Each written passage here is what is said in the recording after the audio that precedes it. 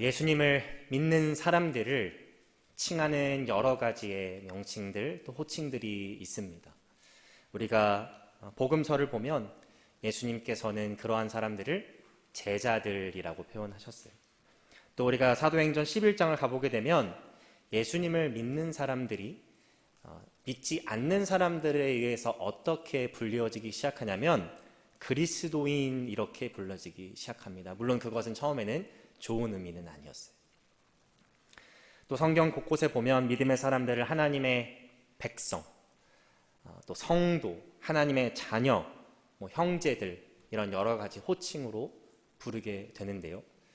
우리가 믿음의 사람들을 부르는 호칭 여러 가지가 있지만 절대 꼭 빼놓지 말아야 하는 것 중에 하나가 바로 종이라는 호칭입니다. 종. 조금 더 제가 노골적으로 표현하자면 머슴, 노예라고도 표현할 수 있을 것 같아요. 왜 우리 믿음의 사람들을 굳이 종으로, 노예로, 머슴으로 표현해야 하는가? 조금 불편해 하실 수 있는 분들도 계실 수 있지만 그 이유는 너무나도 간단합니다. 왜 그러냐면 예수님을 믿는 모든 사람들은 예수님을 주인으로 인정하는 사람들이기 때문입니다. 예수님을 주님으로 고백하기 때문에 당연히 우리는 예수님의 종, 예수님의 노예가 될 수밖에 없는 것이죠. 여러분들이 좋아하건 좋지 않아 하시건 그것은 부정할 수 없는 사실인 겁니다. 그래서 우리는 그때 선택해야만 합니다. 나는 과연 예수님께서 보셨을 때 나의 주인이신 나의 주님이신 예수님께서 보셨을 때 어떤 종이 되려고 하는가? 어떤 종이 되고 싶은가? 종이라 그래서 일꾼이라 그래서 다 주인의 마음을 사는 건 아니죠. 어떤 종은 주인에게 신망받고 또 주인의 기쁨이 되는 종이 있는 반면 어떤 종들은 항상 책망의 대상이 되고 또 주인에게 차라리 내쫓아버리고 싶다라는 마음이 들게끔 하는 그런 종도 있기 때문입니다.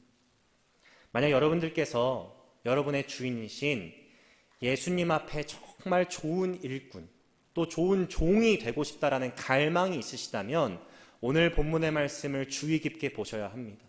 왜 그러냐면 예수님의 좋은 일꾼이 되기 위해서 우리가 어떠한 모습을 나타내야 하는지에 대한 지침서와 같은 내용이 본문에 담겨있기 때문이에요. 저는 오늘 본문의 말씀 우리 성도님들과 함께 살펴보면서 예수님의 좋은 일꾼에게서 나타나는 세 가지 모습은 어떠한 것인가 함께 발견하고 우리 또한 그 모습대로 주님의 좋은 종이 되기로 다짐하고 그렇게 변화되는 역사를 경험하는 시간이 되기를 소망합니다. 첫 번째로 예수님의 좋은 일꾼은 믿음의 말씀과 건강한 교리로 양육하고 양육받는 자들입니다. 오늘 6절의 말씀을 다시 한번 보실까요? 6절의 말씀 다시 읽겠습니다. 내가 이것으로 형제를 깨우치면 그리스도 예수의 좋은 일꾼이 되어 믿음의 말씀과 내가 따르는 좋은 교훈으로 양육을 받으리라. 여러분 디모데전서는 누가 쓴 편지인가요? 디모데라고 하시면 안 됩니다. 네, 디모데가 편지의 수신자이고 이 디모데 전서를 쓴 사람은 디모데의 아버지와 같은 영적 스승이라고 할 수 있는 사도 바울이죠.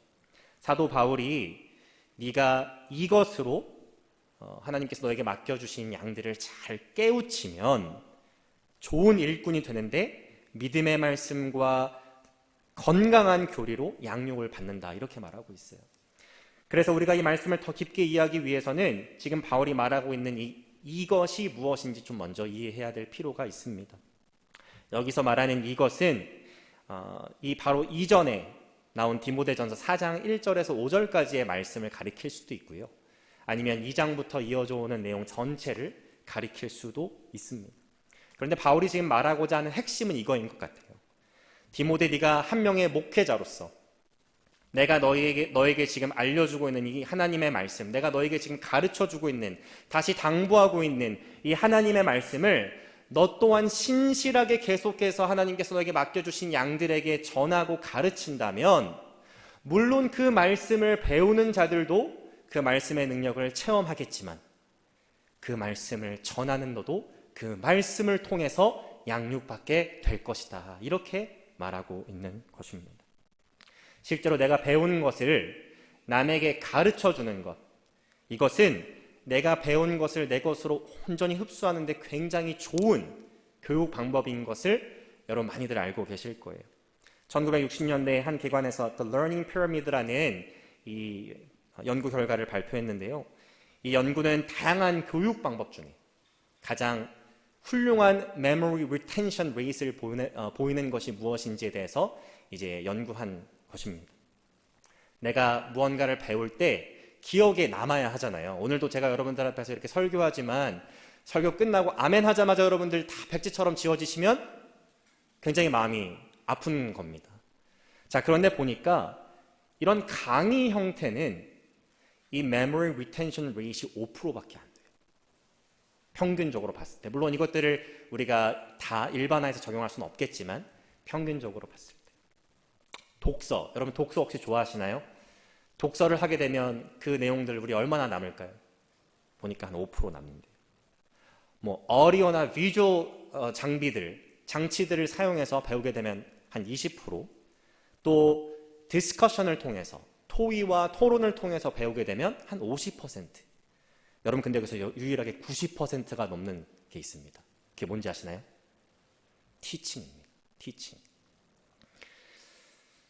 물론 나도 가르쳐봤는데 그 정도로 안 남던데 하실 수 있어요. 그런데 저도 매주 말씀을 가르치는 목회자의 입장에서 어느 정도 이 연구 결과가 공감은 갑니다. 목회자들은 보통 물리적으로 불가한 상황이 아니면 매주 말씀을 가르쳐야 되는 성경 공부를 인도해야 되기도 하고요. 또 매주 설교 말씀을 공예배에서 가르쳐야 되는 이 설교를 준비해야 합니다. 이번 주 조금 놀고 싶다 그래서 좀 쉬고 싶다 그래서 친구들 만나야 된다 그래서 휴가지에 가고 싶다 그래서 그런 것들을 소홀히 할 수 없는 자리잖아요. 저도 이번 주에 주일 딱 사역을 마치고 집에 돌아오는데 오한이 나고 좀 감기에 걸린 것 같더라고요. 제가 그래서 아내한테 너무너무 미안하지만 한 이틀은 누워 있었던 것 같아요. 그리고 났더니 제가 아마 옮긴 것 같아요. 저희 아들에게 또 저희 아내에게. 그래서 저희 둘째가 너무 고열이 났는지 6번의 경련을 일으키고 지난 이틀 동안 ER에 있었는데, 그런 상황에서도 제가 오늘 이 설교를 할 생각에 중간중간 응급실에서 의사 선생님이 잠깐 자리를 비우거나 그럴 때 말씀을 틈틈이 묵상하게 되더라고요. 또 설교를 준비하게 되고, 그래서 저는 아마 오늘 설교만큼은 쉽게 안 잊어버릴 것 같습니다. 네. 오늘 제가 여러분들에게 나누고자 하는 이 말씀의 내용들은 정말 평생의 기억에 남을 것 같아요. 그렇게 연구하고 공부한 것들을 그냥 두는 것이 아니라 우리 성도님들에게 혹시라도 잘못된 해석을 전하지 않을까 두려운 마음으로 더 깊이 있게 연구하고, 그것들을 다시 한번 전하기 위해서 더 정리해서 또 그것을 실제로 프레젠트 해야 되기 때문에 말씀을 묵상한 것이 더 목회자들은 기억에 남고 자신의 것으로 남게 될 수밖에 없는 것입니다. 여러분, 제가 한번 이렇게 질문을 드려볼게요. 말씀은 목회자만 가르쳐야 하나요? 그렇지 않습니다. 물론 교회 내에서 하나님께서 질서라는 측면에서 목회자에게 가르치는 사역을 primarily 맡기신 것은 맞지만, 우리 삶의 전반적인 부분을 보면 목회자가 아니더라도 우리는 다 말씀을 가르쳐야 되는 사역들을 하나님께서 주셨어요. 가정에서 부모님들이 자녀들에게 말씀을 가르쳐야 하고, 또 배우자에게도 때로는 말씀을 가르쳐야 하고, 또 예수님을 알지 못하는 사람, 그 친구가 있다면, 선후배가 있다면, 직장 동료가 있다면 말씀을 가르쳐야 하는 그런 모든 의무와 책임들이 우리 가운데 있는 것입니다. 그래서 제가 그런 템테이션이 막 들더라고요. 이 말씀을 전하면서 우리 말씀을 가르치는 사역을 다 열심히 해봅시다. 이러한 것도 굉장히 중요한 애플리케이션이 될 수 있기 때문에 그렇게 다들 동참하십시다 라고 좀 말씀드리는 것으로 포인트를 잡을까도 생각을 했습니다. 그런데 사실 본문에서 정말 주시하고 있는 포인트는 뭐냐면, 그렇게 해서 무엇을 성취하라는 거예요. 다시 6절 말씀으로 가보면, 믿음의 말씀과 네가 따르는 좋은 교훈으로 양육받는 것. 이것이 가르치는 것도 중요하지만 그 가르치는 것을 통해서 꼭 achieve 해야 되는 것임을 바울이 디모데에게 알려주고 있는 것입니다. 여러분, 이렇게 말씀을 가르치는 가운데 믿음의 말씀, 또 건강한 교리로 양육을 받는 것이 예수님의 좋은 일꾼이 되는 것과 어떠한 상관관계가 있을까요? 우리가 본문 말씀 바로 직전인 내용인 디모데전서 4장 1절부터 5절 말씀을 보면 여러 가지가 있겠지만 아주 중요한 이유 한 가지를 발견할 수가 있습니다. 바로 이전에 나오는 이 디모데전서 4장 1절부터 5절 말씀을 보니까 말세에 어떤 사람들이 믿음에서 떠나 미혹하는 영과 귀신의 가르침을 따를 것이다, 이렇게 바울이 말하고 있어요. 여러분, 이것은 앞으로 일어날 일을 말하고 있는 것일까요? 이미 일어나고 있는 일들을 말하고 있는 것일까요? 여기서 말하는 이후, 즉 말세는 지금도 일어나고 있는 것이며 지금 바울이 이 편지를 쓰고 있는 시대에도 이미 진행 중인 시기입니다. 그래서 3절을 보게 되면 그 사람들 중에 혼인을 금하고 어떤 음식물은 먹지 말라고 하는 사람도 있었던 것 같아요. 이게 특별히 에베소 지역에 이렇게 주장하는 사람들이 있었던 것 같습니다. 그런데 단순히 이것은 어떤 비혼주의, 극단적인 다이어트주의를 갖고 있는 사람들이 말하는 내용들이 아니었어요. 지금 이 사람들이 이렇게 말하고 있는 이유는 무엇이냐면 하나님께서 좋다고 하신 것들을 좋지 않다고 하는, 하나님께서 정하신 질서의 범위 내에서 허락하신 것들을 좋지 않다고 말하는 사람들의 예시인 것입니다. 이거를 더 쉽게 설명드리면 자신들이 마치 하나님인 것처럼, 하나님이 계신데 하나님의 기준이라는 것이 존재하는데 마치 자신들이 하나님인 것처럼 행세하려는 자들의 목소리가 많이 있으며 그 가르침을 받아들이는 사람들도 있다라고 지금 경고하고 있는 거예요. 여러분, 에베소 교회뿐만이 아니라 에베소 지역뿐만이 아니라 우리가 살아가고 있는 이 세상, 지금 이 시기 가운데서도 이렇게 하나님의 질서와는 전혀 다른, 오히려 자신들이 하나님 행세하는 척하면서 새로운 기준을 제시하려고 하는 그런 목소리가 얼마나 많이 있습니까?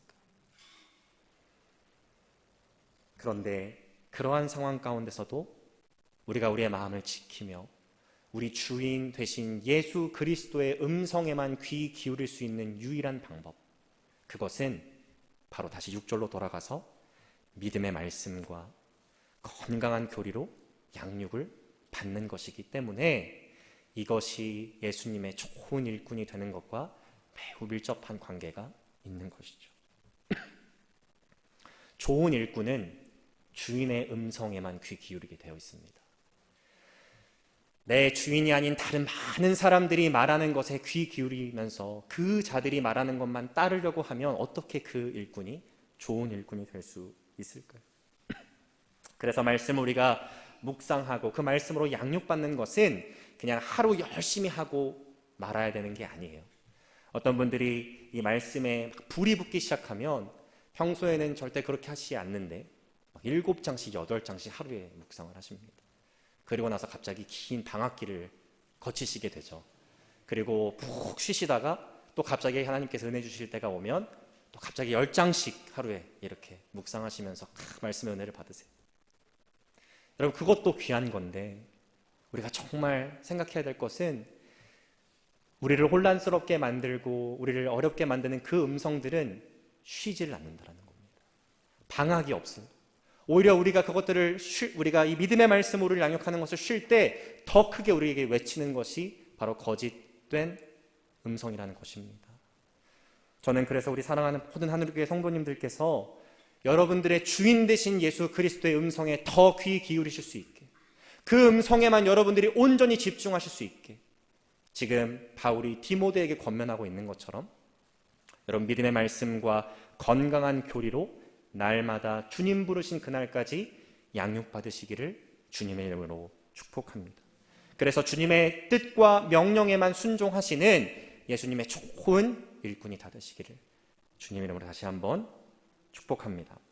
두 번째로 예수님의 좋은 일꾼은 경건을 훈련하는 자들이에요. 오늘 7절 말씀을 다시 한번 읽어보겠습니다. 우리 한 목소리로 읽어보실까요? 시작.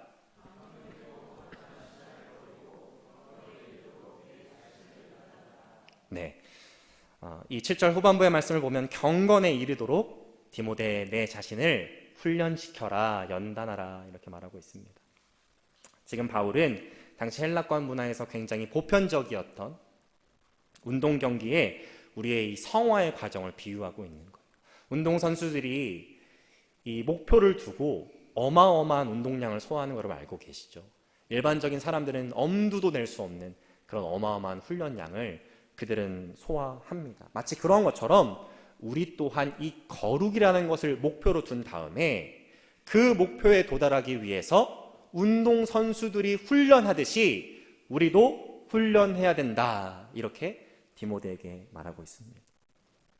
얼마 전 이제 오랜 기간 동안 해외에서 프로축구 선수 생활을 마치고 한국에 귀국한 유명 선수의 인터뷰를 제가 그 영상을 통해서 본 적이 있습니다.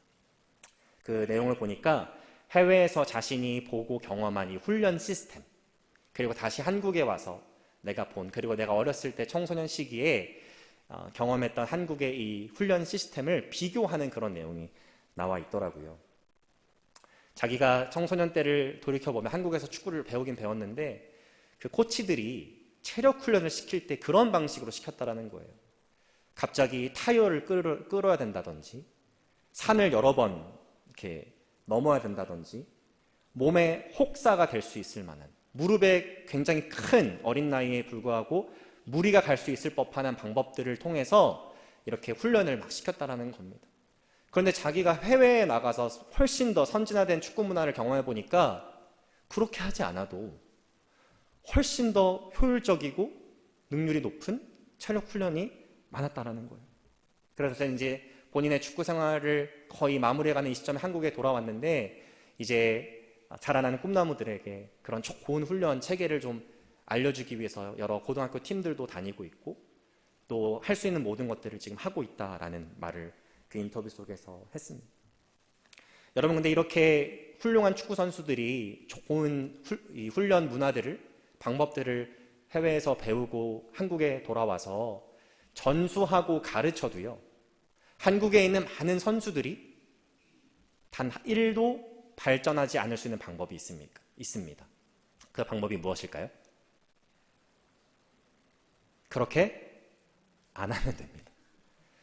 열심히 가르쳐주고 열심히 전수하고 다 알려줬는데 그냥 그렇게 안 하면 단 하나도 한치도 그 훈련에 대한 성과를 만끽할 수가 없는 것이죠. 여러분, 우리 신앙도 마찬가지입니다. 다시 첫 번째 포인트로 돌아가서 아무리 우리가 믿음의 말씀 또 건강한 교리로 양육받았다고 할지라도요, 그 말씀 우리 삶 가운데 녹여내기 위해서, 우리 삶 가운데 적용하기 위해서, 우리 삶 가운데 실천하기 위해서 피나는 노력을 하지 않으면, 발버둥 치지 않으면, 최선을 다하지 않으면 그만큼 우리의 영은 성장하지 못하고 그 성숙함이 더뎌진다는 것입니다. 여러분, 근데 이 말을 절대 오해하시면 안 돼요. 이 말은 지금 우리가 열심히 훈련해야지만, 우리가 열심히 최선을 다해야지만 우리가 거룩해질 수 있다. 다시 말해서 성화는 전적으로 인간에게만 달려있는 것이다 라고 말하고자 하기 위해서 바울이 이렇게 말하는 것이 아닙니다. 우리가 이 성화에 대해서 꼭 기억해야 되는 구절이 하나 있는데요, 빌립보서 2장 13절 말씀 잠깐 한번 보실까요? 우리 한 목소리로 읽겠습니다. 시작.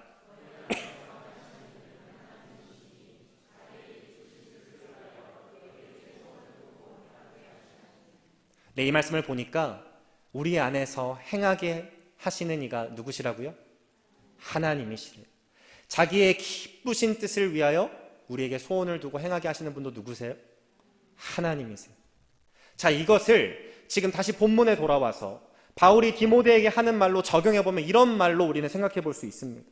하나님께서 이미 모든 믿는 자들에게 거룩하고자 하는 마음도 주시고 거룩할 수 있는 능력도 주셨기 때문에 그 하나님의 능력을 의지하면서 우리가 최선을 다해 거룩을 쫓을 때에, 그 훈련을 감당해낼 때에 하나님께서 원하시는 거룩에 한 걸음 한 걸음 다가갈 수 있다는 뜻으로 우리는 이 내용을 이해해야 하는 것입니다. 여러분, 근데 왜 수많은 크리스천들이 이 경건의 훈련을 깊이 하거나 하지 않으려고 할까요? 거룩함을 쫓는 것, 그리고 거룩함을 쫓기 위해서 최선을 다하는 것을 왜 하지 않으려고 할까요? 어렵다, 어차피 안 된다, 실패했다, 난 별로 관심이 없다 라고 말하면서 우리는 이 경건의 훈련을 자꾸 째려고 합니다. 생각해보면 이 제대로 된 훈련은요, 무조건적으로 고통과 또 통증을 동반하게 되어 있습니다. 내가 가만히 앉아 있는다 그래서 어떤 스킬이 늘거나 내가 가만히 앉아 있는다 그래서 내가 거룩해질 수 있다면 여기 앉아 계신 분들 아마 동일하게 거룩하실 거예요. 근데 현실은 그렇지 않잖아요. 우리가 보이는 예수님을 닮아 있는 모습들, 거룩함의 정도는 다 다르잖아요. 어떤 분들은 예수 그리스도를 믿는 지 얼마 되지 않았는데도 너무나 예수님을 닮아 있는 분들이 있잖아요. 어떤 분들은 예수님을 믿은 지 오랜 시간이 흘렀는데도 예수님의 향기가 정말 나지 않는 분들도 있잖아요. 하나님의 말씀을 내 삶에 적용할 때 나의 썩어 있는 부분을 도려내기도 합니다. 하나님의 말씀을 우리에게 적용할 때 나의 부패한 부분을 잘라내야 되기도 해요. 하나님의 말씀을 나에게 적용할 때 내가 그렇게 사랑하는 세상적인 가치관을 버려야 되는 아픔도 경험해야 합니다. 하나님의 말씀을 적용할 때 나에게 너무 깊게 있게 생겨져 버린 악한 습관들을 하나하나씩 바꿔나가기도 해야 해요. 그렇게 하지 않으면 우리는 거룩함에 한 단계 한 단계 다가가지 못하게 되기 때문입니다. 대한민국과 세계를 대표하는 피겨스케이트 선수 여러분 누군지 아시죠? 얼마 전에 결혼한 김연아 전 선수. 이 선수가 훈련을 하다가 이런 경험들이 있었다고 합니다. 정말 자신의 목이 조여올 만큼 너무너무 힘든 순간들, 그리고 조금만 더 훈련하면 진짜 모든 근육들이 다 터져버릴 것 같은 그런 절망적인 상황 가운데 그때 만약에 훈련을 포기하고 쉬면 그날은 훈련을 안 한 것으로 쳤대요. 그리고 그때 그 한계를 넘어서서 다시 한번 스케이트화를 붙잡고 훈련하기 시작할 때 그때 본인이 엄청난 성장을 경험했다라고 말합니다. 여러분, 세상 사람들도 세상에서 최고가 되기 위해서 이러한 비장한 각오를 갖게 됩니다. 지금 속으로 우리는 김연아가 아니잖아요 라고 생각하실 수도 있는데, 여러분 근데 우리는 김연아 선수가 물론 너무너무 훌륭한 선수이고 전 세계에서 최고가 됐다는 거 굉장히 어려운 일이고 엄청난 업적이지만, 저는 세상에서 가질 수 있는 그 어떠한 업적보다, 그 목표보다 훨씬 더 숭고한 목표가 바로 거룩함이라고 생각합니다. 그렇다면 여러분, 우리가 거룩함을 쫓는 사람들인데 그 정도 비장함이 없어서 될까요? 그 정도의 마음도 없어서 될까요? 예수님께서 피 흘리시기까지 죄와 싸우신 분이신데 우리는 왜 그 정도의 훈련도 감당하지 않으려고 하는 것일까요? 본문 8절로 가보시게 되면 왜 육신의 훈련보다 경건의 훈련이 훨씬 더 유익한지에 대해서 이렇게 말씀하고 있습니다. 육체의 연단은 약간의 유익이 있으나 유익이 없다는 거 아닙니다. 경건은 범사에 유익하니 금생과 이번 생과 내 생에 앞으로 올 생에 약속이 있느니라. 여러분, 육신의 훈련 정말 열심히 해서 영광스러운 것들을 누릴 수 있죠. 그런데 시간이 지나가면 다 사라질 것들입니다. 여기 앉아 계신 분들은 대부분 2002년 월드컵 4강의 그 영광을 누린 선수들을 다 알고 계시죠? 네, 우리 청년분들 중에 이제 대학생이신 분들은 몇몇 분들을 모르신 분들이 있더라고요. 2000년대 생들도 계시기 때문에.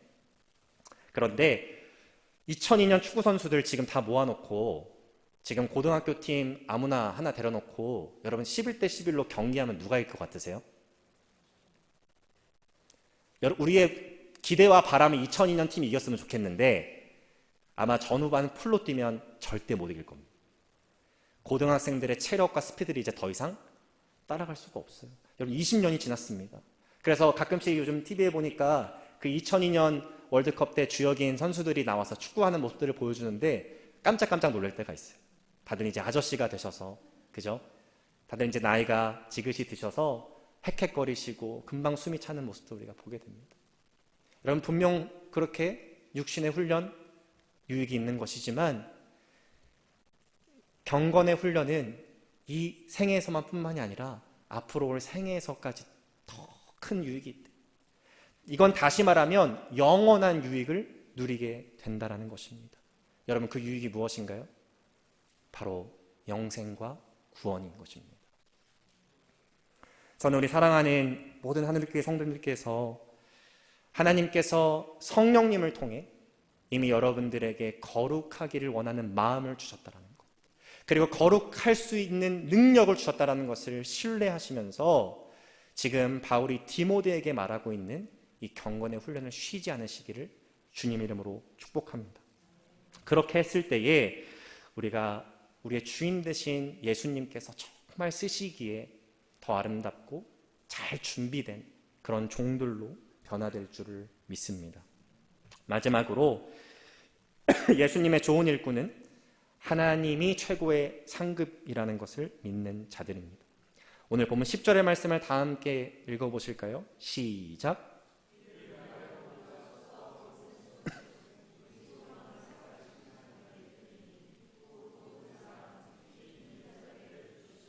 아멘.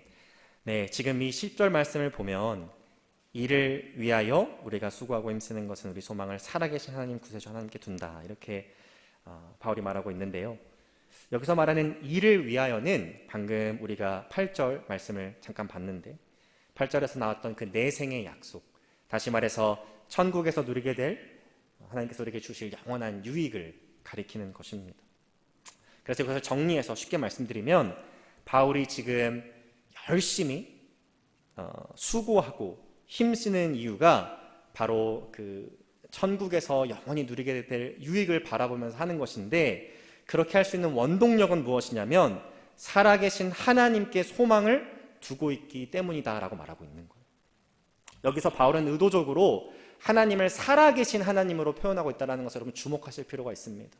왜 그러냐면요, 지금 디모데가 목회 활동을 하고 있는 현장은 어디라고요? 에베소입니다. 여러분이 에베소는 다른 지역들에 비해서 훨씬 더 많은 우상이 있었다는 것을 우리가 사도행전 말씀을 보면 알 수 있어요. 여러분, 이 당시 에베소에 있는 많은 사람들은 죽어있는 우상을 섬겼던 자들입니다. 여러분, 모든 일꾼들은 자신이 일한 대가를 원하죠. 죽은 우상을 섬기는 자들은 죽은 우상의 앞에 가서 동물을 잡아서 바치기도 하고 그들에게 날마다 빌기도 하고 그 우상들이 원하는 것들을 만들어내서 그렇게 하고 대가를 바랬을 것입니다. 여러분, 근데 죽은 우상이 죽은 우상을 섬기는 자들에게 줄 수 있는 대가가 있습니까? 없습니까? 죽어 있기 때문에 당연히 대가는 없는 것이죠. 그런데 바울은 그렇게 죽어 있는 우상들과 하나님을 분명하게 대조하고 있어요. 하나님은 죽은 하나님이 아니시라는 거예요. 지금도 시퍼렇게 살아계셔서 역사하시는 하나님이 바로 살아계신 하나님이라는 것을 바울은 다시 한번 분명하게 이야기하고 있습니다. 그 하나님께서 최고의 상급으로 하나님의 좋은 일꾼들에게 복 주시고 또 대우해 주신다는 것을 지금 본문에서 알려주고 있는 거예요. 여러분, 10절 말씀을 잘 보시면 그 하나님이 특히 어떤 사람들의 구주시래요? 믿는 자들의 구주시래요. 이 하나님이 믿는 자들의 구원의 하나님이라는 것을 지금 강조하고 있는 것입니다. 그 하나님께서 우리를 구원해 주시고 그 하나님께서 우리를 영원한 생명에 거하게 하시고 우리를 사해 주시는 분, 그것이 하나님께서 하나님의 일꾼들에게 주시는 상급이라는 거예요. 여러분, 이것이 예수님의 좋은 일꾼들이 예수님을 섬기는 원동력이 되어야 됩니다. 바라봐야 하는 상급이어야 합니다. 만약 이것이 아니라 다른 것들을 목적으로 다른 것들을 바라보면서 예수님을 위해서 섬기는 것은 사실 예수님께서 기뻐하실 수가 없으세요. 한번 잘 생각해 보십시오. 여러분들이 다 회사의 CEO라고 한번 생각해 보세요. 네. 여러분들이 아주 좋은 회사를 지금 다 경영하고 계십니다. 이제 새로운 직원을 채용하셨는데 여러분들이 회사에서 할 수 있는 최고의 대우를 제시하셨어요. 그래서 이제 계약서에 annual salary는 얼마고 베네핏들은 무엇이고 다 계약을 해서 딱 도장을 이제 찍었습니다. 그런데 그 직원이 별로 행복해 보이지가 않아요. 그 직원이 별로 계약서에 들어가 있는 내용들에 관심이 없는 것처럼 보입니다. 이상하네. 내가 지금 업계에서 가장 훌륭하게 대우해 줬는데, 내가 가장 잘 해준 건데, 나중에 알고 보니까 이 직원이 회사에 들어온 이유가 그런 베네핏을 또 월급을 잘 받으면서 회사의 이윤을 남기도록 열심히 일하려고 한 것이 아니라는 것을 CEO가 발견하게 됩니다. 알고 보니 그 회사에 돈을 횡령할 목적으로, 알고 보니 그 회사에 높은 임원 자리를 빼앗을 목적으로 아주 불순한 의도를 가지고 그 회사에 들어온 것을 여러분들이 알게 되셨어요. 자, 여러분 솔직하게 한번 말씀해 보십시오. 나는 그 직원을 더 사랑하고 아낄 것이다. 아니다, 나는 그 직원 당장 해고할 거다. 여러분 솔직한 인간적인 마음으로 어떠한 선택을 하실 겁니까? 아마 많은 분들이 아주 괘씸하구나 하면서 다 해고하고 당장 내쫓으실 거예요. 여러분, 예수님께서 우리에게 우리는 받을 자격조차 없는 최고의 파격 대우를 해주셨다는 거 여러분 알고 계십니까? 우리는 구원받을 자격이 없는 사람들이었어요. 우리는 예수님의 구원을 입을 소망조차 없는 사람들이었어요. 그런데 그러한 예수님께서 우리를 자녀 삼아주시고 주님의 일꾼 삼아주셔서 구원과 영생이라는 놀라운 상급을 바라보며 살아갈 수 있도록 은혜를 주셨어요. 여러분, 그러면 우리는 예수님의 좋은 일꾼으로서 무엇을 바라보며 주님을 위해서 잘 섬기면 되는 거예요? 예수님께서 약속하신 가장 좋은 그 파격 대우, 하나님의 구원과 영생의 소망, 그 하나님만이 우리의 소망이 되어서 우리는 우리의 주인 되신 예수님을 잘 섬기면 되는 겁니다. 우리가 어떻게 하면 나쁜 종이 될 수 있을까요? 예수님께서 약속하신 것이 아니라 자꾸 다른 거에 기웃기웃거리면서 관심을 두는 겁니다. 예수님 알겠는데요, 영생 주신 거, 구원해 주신 거 다 감사하고 제가 그거 다 믿는데요, 지금은 조금 돈을 먼저 땡겨주셨으면 좋겠습니다. 구원도 좋고 영생도 좋은데 좀 좋은 자리로 좀 더 저를 이동시켜 주시면 더 감사하겠습니다. 예수님, 저를 구원해 주시고 영생해 주신 거 너무너무 좋은 약속이고 하늘의 큰 상급인데 하나님만이 저의 소망이 되시긴 하는데 제 삶이 조금 더 편안해지면 안 될까요? 제 삶이 조금 더 윤택해지면 안 될까요? 주식 좀 올려주시면 안 될까요? 그리고 그렇게 만약에 하나님께서 해주시지 않는 것 같은 마음이 들면 낙심하고 하나님 원망하는 그런 종들 하나님께서 기뻐하시지 않잖아요. 어떤 한 장로님이 갑자기 안 나오시던 새벽 기도에 열심히 나오셨다고 해요. 보통 목회자들이 우스갯소리로 그런 얘기를 할 때가 있습니다. 새벽 기도에 안 보이시던 성도님들이 갑자기 너무너무 나오셔서 열심히 기도하시면 혹시 좋지 않은 일이 생긴 거 아닌가, 안 좋은 일이 생긴 거 아닌가. 근데 목사님이 좀 혹시라도 안 좋은 일이 생기신 거 아닌가 기도 소리를 자세히 들어보니까 기도 내용이 이거래요. 지금 복권 당첨 금액이 엄청 올라갔는데 이번에만 당첨시켜 주셔서 제 인생 역전되면 제가 하나님 앞에 풍성하게 보답하겠습니다. 이런 기도를 너무너무 열심히 드리고 계시더래요. 여러분, 이런 기도 우리 그리스도인들이, 예수 그리스도의 좋은 일꾼들이 할 수 있는 기도라고 생각하십니까? 물론 할 수는 있겠죠. 하지만 하나님께서는 기뻐하시지 않는 기도의 내용입니다. 왜 그러냐면 지금 그 텀을 누가 정하려고 하는 거예요? 주인이신 예수님께서 이미 정해놓으신 텀을 다 무시하고 내가 새로운 텀을 지금 정하려고 하는 거예요. 지금 하나님께서 이미 약속하신 파격적인 대우를 다 우리는 경험하고 있는데 그거 별로인 것 같아요. 이게 더 나은 것 같아요. 라고 지금 말하고 있는 것입니다. 여러분은 예수님께서, 우리의 주인 되신 예수님께서 약속하신 이 영생과 구원의 상급, 그것만으로도 감격하면서 만족하면서 살아가고 계신가요? 아니면 다른 것들을 자꾸 우리의 주인이신 예수님께 구하고 간구하고 계신가요? 어차피 우리는 이 세상에 잠시 출장 나와 있는 일꾼들입니다. 결국 우리가 돌아가야 될 본사는 하나님 나라입니다. 그곳에서 우리는 평생 영원토록 구원의 하나님, 영생을 허락하신 그 하나님을 찬양하고 경배하는 너무나도 복되고 아름다운 삶을 살아가게 될 거예요. 그래서 우리는 이 땅에서 보이는 것들에 연연하지 않고 오직 주인 되신 하나님만을 바라보며 그분을 소망으로 두며 주님을 위해 이 땅에서 수고하고 힘쓸 수 있게 되는 것입니다. 여러분, 주님의 좋은 일꾼 되길 원하십니까? 그렇다면 여러분 믿음의 말씀, 건강한 교리로 매일 양육되고 또 양육하시는 은혜를 누리시기를 주님의 이름으로 축복합니다. 그래서 주님의 명령을 분별하시고 그 명령에만 귀 기울이시는 우리 성도님들 되실 수 있기를 주님의 이름으로 축복합니다. 또 거룩하게 하시는 하나님의 능력을 의지하고 거룩하기를 원하게 하시는 하나님의 능력을 의지하면서 여러분 하나님께서 여러분들이 요구하고 계시는 그 경건의 훈련을 째지 않으시기를 바랍니다. 그 훈련을 날마다 감당하시면서 예수님을 하루 더 닮아가시는 가운데 하나님께서 귀하게 쓰시는 마치 정예 부대와 같은 그런 종이 되시기를 바랍니다. 마지막으로 주인이신 하나님께서 이미 약속하신 최고의 상급인 구원과 영생을 바라보면서 그것만으로도 만족하고 행복해하면서 하나님만을 소망으로 바라보면서 기쁨과 감격으로 우리의 주인 되신 예수님을 우리 사랑하는 모든 하늘교회 성도님들과 제가 섬길 수 있게 되기를 주님의 이름으로 축복합니다.